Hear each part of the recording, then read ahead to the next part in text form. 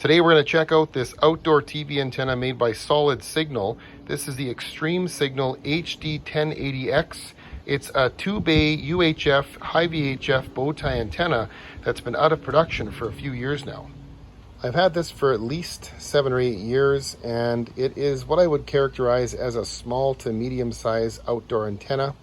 It's about 6 inches deep with the back reflectors on it. There's 5 of those. And then the active elements are about 34 inches long. The long part here is for the VHF, and the UHF is picked up by these bow ties. This is known as a 2-bay antenna because each one of these element combinations is known as a bay. So that makes it a 2-bay outdoor antenna. The overall height of the antenna is about 16 inches.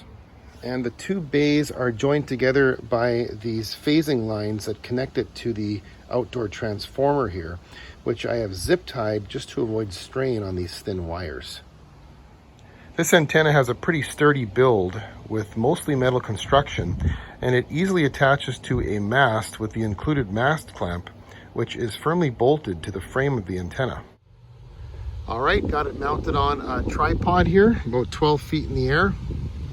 And this antenna is nice and light. You could take this camping with you and set it up at your campsite to pick up a few free channels. It would also work well on a satellite dish arm if you happen to have one of those mounted to your house or in your yard. It's light enough that it would fit on there as well. This antenna was able to pick up all my local stations, all 3 of them, all on the VHF band, no problems. Channels 2, 4, and 9. The signal strength on channels 2 and 4 surprised me a little bit, coming in the low to mid 60s. Typically, antennas this size usually pull these channels in with signals somewhere in the mid 50s. So it was nice to get a little bump with this antenna, probably because of those back reflectors. Channel 9, no surprise, came in the low 70s. Now, interestingly enough, when I remounted this antenna on a satellite dish arm in a different spot in my yard, about 11 feet in the air, that bumped the signal on channel 2 up into the low 70s. Channel 9 was coming in strong in the low 80s, and channel 4, which is kind of like the finicky problem channel in my area, that suffered a little bit. But I guess it's true what they say about TV antennas: location, location, location.